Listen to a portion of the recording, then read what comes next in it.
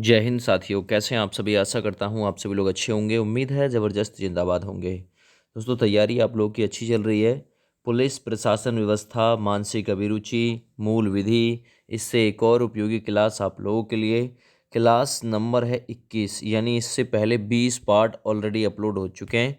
आप लोगों ने नहीं देखे तो यहीं इसी वीडियो में आई बटन है, उस पर आप लोग टिक कीजिए। पूरी प्लेलिस्ट आ जाएगी आपके सामने, उस पर आप लोग क्लिक कर पूरी की पूरी प्लेलिस्ट आप लोग कवर कर सकते हैं। सबसे पहला सवाल है आज का, अपराध की परिभाषा दी गई है। अपराध, जिसकी व्याख्या 120 ए और 120 बी में की गई है। धारा 120 ए, धारा 120 बी में की गई है। लेकिन अपराध की परिभाषा किस में दी गई है, तो ये दंड प्रक्रिया संहिता 1973 की धारा 2 के एन में भी दिया गया है। तो इस प्रकार से आप लोग अकॉर्डिंग टू द ऑप्शन देखें तो बी विकल्प बिल्कुल आप लोगों का सही चला जाएगा। आगे बढ़ते हैं सवाल नंबर 2 की तरफ। भारतीय दंड संहिता 1860 के अधीन धारा 42 में प्रयुक्त स्थानीय विधि कहाँ पर लागू होती है। बात स्थानीय विधि पे आया है, तो स्थानीय का मतलब एक किसी स्थान से हो जाएगा। इस प्रकार से अनुमान लगा सकते हैं कि भारत के किसी विशेष स्थान पर लागू होती है स्थानीय विधि। आगे बढ़िए। भारतीय दंड संहिता के अधीन कितने प्रकार के दंडों की व्यवस्था की गई है। दंड प्रक्रिया संहिता 1860 जो कि प्रभावी है 1862 से जिसका प्रोसीजर लॉर्ड मैकाले ने तैयार किया था, को इतना तो पता है, ठीक ना। लेकिन 1860 में मंजूरी दी गई थी, लॉर्ड कैनिंग था उस समय भारत का गवर्नर जनरल, उसके समय में 1862 से लागू है, ये याद रखना। दूसरा, भारतीय दंड संहिता के अधीन कितने प्रकार के दंडों की व्याख्या की गई है, व्यवस्था की गई है, 5 प्रकार। आगे बढ़िए। एक जो जल्लाद है जो मृत्युदंड निष्पादित करता है, ठीक है ना। आपको मतलब आपको क्यों, जो कैदी होते हैं उनको या जो गुनहगार होते हैं उनको जल्लाद फांसी पर लटकाने का काम करते हैं। तो वो जो दंड जल्लादों के द्वारा दिया जाता है, भारतीय दंड संहिता की किस धारा के अंतर्गत अपराध नहीं माना जाएगा। तो धारा धारा 78 ये बखान करती है कि जो जल्लाद हैं अगर मृत्युदंड निष्पादित करते हैं तो वो भारतीय दंड संहिता की धारा 78 के अंतर्गत बिल्कुल इस दायित्व से, अपराध के दायित्व से मुक्त होंगे। आगे बढ़ते हैं। निम्न में से कौन सा वाद उन्मत्तता के आधार पर प्रतिरक्षा से संबंधित है। प्रतिरक्षा, एक होती है रक्षा, एक होती है प्रतिरक्षा। तो ये संबंधित है मैकनाटन का वाद, है ना। मैकनाटन का वाद ऑप्शन नंबर तीसरा बिल्कुल राइट हो जाएगा। आगे बढ़ते हैं। भारतीय दंड संहिता की कौन सी धारा अनैच्छिक मतता के आधार पर प्रतिरक्षा से संबंधित है। अनैच्छिक, ठीक ना। तो भारतीय दंड संहिता की कौन सी धारा है जो अनैच्छिक मतता के आधार पर प्रतिरक्षा से संबंधित है। धारा 85, धारा 85 संबंधित है। ऑप्शन नंबर बी बिल्कुल राइट हो जाएगा। आगे बढ़ते हैं। निम्नलिखित कार्यों में से किसके द्वारा दुष्प्रेरण का अपराध किया जा सकता है। तो कोई भी अपराध करने से पहले, दुष्प्रेरण का अपराध करने से पहले उसके लिए तैयारी जरूरी होती है। तो तैयारी जरूरी होती है, तो ठीक है ना, सॉरी तैयारी नहीं, षड्यंत्र आएगा, षड्यंत्र, है ना। तो निम्नलिखित कार्यों में से किसके द्वारा दुष्प्रेरण का अपराध किया जा सकता है। षड्यंत्र के द्वारा, ठीक है ना। तो ये तैयारी यहाँ पे गलत है, तो षड्यंत्र के द्वारा आएगा, क्योंकि ऑप्शन नंबर ए बिल्कुल राइट दिखा रखा है, लेकिन ऑप्शन नंबर ए में ऑप्शन नंबर बी घुसा रखा है, तो ये थोड़ा सा गलती हो सकती है, इसमें आप लोग षड्यंत्र करिएगा, ठीक है। चलिए आगे बढ़ते हैं। भारतीय दंड संहिता के किस प्रावधान में आपराधिक षड्यंत्र के लिए दंड दिया गया है। तो आपराधिक षड्यंत्र के लिए दंड किस में दिया गया। धारा 120 ए में परिभाषा दी गई है और धारा 120 बी में दंड की व्याख्या की गई है भारतीय दंड संहिता 1860 के तहत, ठीक ना। आपराधिक षड्यंत्र के लिए अगर आप आपराधिक षड्यंत्र करोगे किसी के खिलाफ तो दंड की व्याख्या इसमें दी हुई है, याद रखना 120 बी में। आगे, नीतीश ने अपने एक प्रकाशित लेख में उत्तर प्रदेश सरकार के विरुद्ध नफरत एवं मानहानि फैलाने का काम किया। मानहानि धारा 499 है, याद रखना। उसे निम्नलिखित अपराध के लिए दंडित किया जा सकता है। तो सरकार के खिलाफ अगर मानहानि फैलाओगे, नफरत फैलाओगे, तो राजद्रोह का काम किया है। ऑप्शन नंबर तीसरा बिल्कुल राइट है।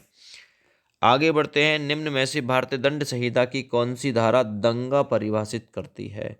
दंगे को कौन सी धारा परिभाषित करती है? सवाल नंबर 10 ऑप्शन नंबर ए सही हो जाएगा। धारा 159 दंगे की डिफाइन या दंगे को परिभाषित करती है और दंगा के लिए दंड दे रखा है 160 में। आगे लोक सेवक के लोक कृत्य है ना कि निर्वहन में बाधा डालना अपराध है किस धारा के अंतर्गत? यदि किसी लोक सेवक के जो सामाजिक कार्य हैं लोक के द्वारा किया गया कार्य है, लोक सेवक के द्वारा किया गया कार्य लोगों के हित में है और आपने वो उसमें बाधा डाली है तो धारा 186 भारतीय दंड संहिता का आपने उल्लंघन किया है, आप अपराध के पात्र हैं, आपने अपराध किया, आपको सजा मिलेगी। मिथ्या साक्ष्य देना, पुलिस को मतलब गुमराह करना, मिथ्या साक्ष्य उपलब्ध कराना, ये भारतीय दंड संहिता की किस धारा में आता है? तो याद रखना ये आता है धारा 191 में। अगर आप लोग पुलिस के सामने मिथ्या साक्ष्य पेश करोगे तो धारा 191 के अनुसार दंडित किए जाओगे।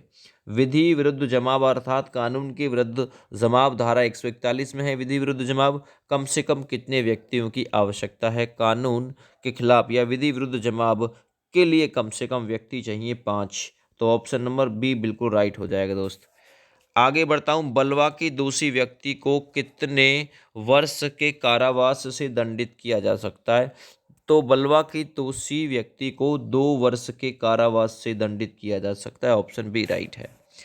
आगे बढ़िए, सामान्य उद्देश्य को अग्रसर करने के लिए कम से कम कितने व्यक्ति होने चाहिए? तो सामान्य उद्देश्य को अग्रसर करने के लिए कम से कम 5 व्यक्तियों की आवश्यकता होती है दोस्त। आगे बढ़ते, राष्ट्रीय अखंडता पर प्रतिकूल यानी उल्टा प्रभाव डालने, लांछन लगाने, व्याख्यान का उपबंध भारतीय दंड संहिता की किस धारा में दिया हुआ है? तो यह भारतीय दंड संहिता की धारा 153 के ख में दिया हुआ है, ये याद रखना, ठीक है। 16 नंबर के लिए सी सही है। आगे बढ़ते, बलात्कार की परिभाषा है ना किस आर्टिकल या किस धारा में दी हुई है?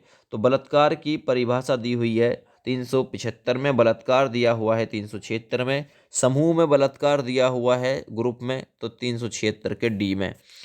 आगे बढ़ते हैं, निम्नलिखित में से किस वाद में आपराधिक मानव वध और हत्या में अंतर स्पष्ट किया गया है? तो ये कौन सा वाद है जिसमें ये किया गया है?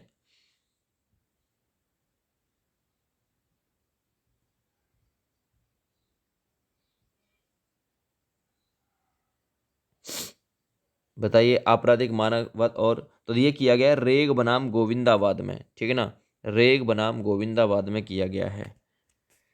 आगे बढ़ते हैं, के एम नानावती बनाम स्टेट ऑफ महाराष्ट्र एक प्रमुख वाद है।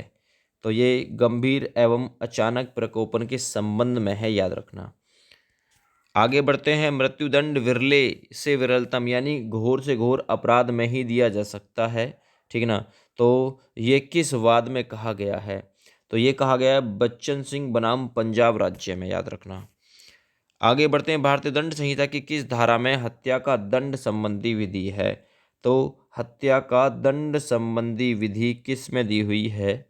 ठीक है, हत्या का दंड संबंधी विधि किस धारा में दी हुई है? तो धारा 302 में दी हुई है हत्या का दंड संबंधी विधि, ठीक है ना, याद रखना ये चीज।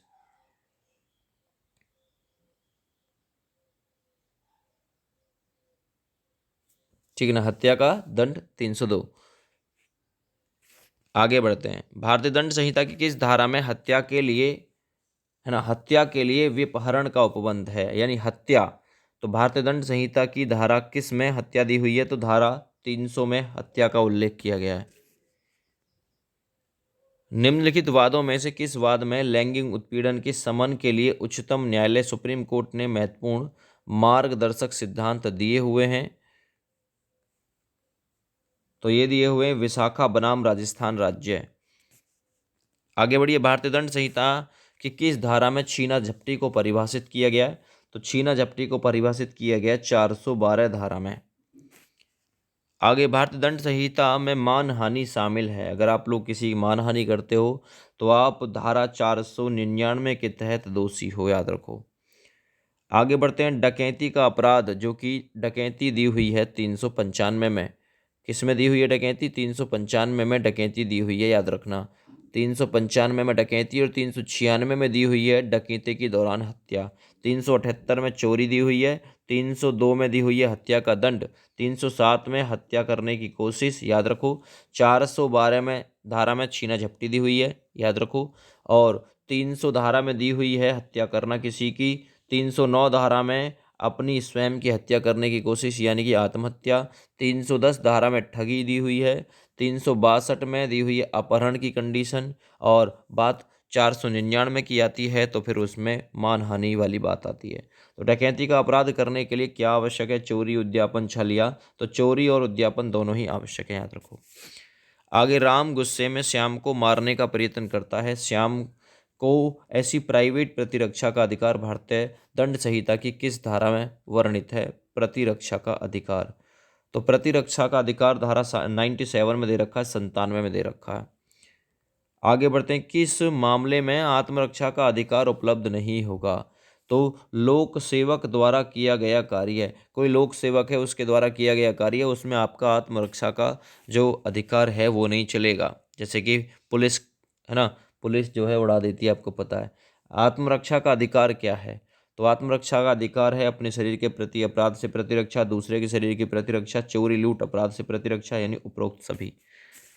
आगे बढ़िए, महिला की लज्जा भंग करने संबंधी हमला दंडनीय है। तो महिला की किसी की लज्जा भंग की है तो ये भारतीय दंड संहिता 1860 में इसका वर्णन है, लज्जा भंग उसमें शामिल है।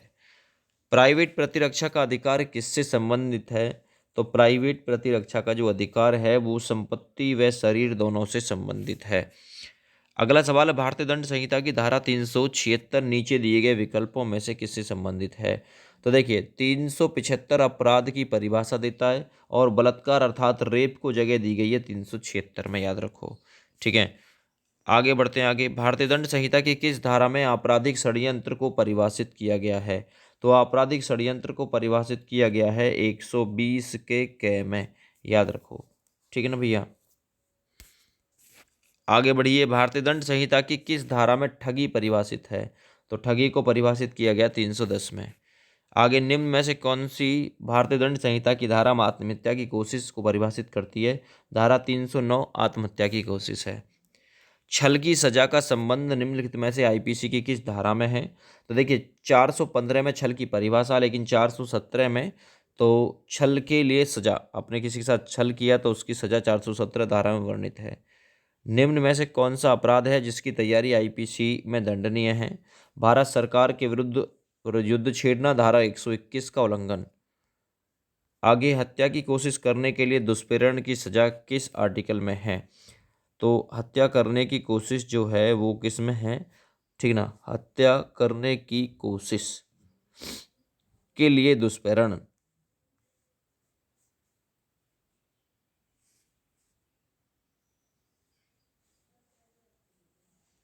हत्या करने की कोशिश, बताओ। हत्या करने की कोशिश है धारा 307। आईपीसी की धारा 320 में गहरी चोट में कितने प्रकार की चोटों को शामिल किया गया है? तो वो 8 प्रकार की चोट शामिल हैं। आईपीसी की किस धारा में विधि विरुद्ध जमाव, धारा 141 में विधि विरुद्ध जमाव शामिल है और कम से कम इसके लिए 5 व्यक्तियों का होना आवश्यक है।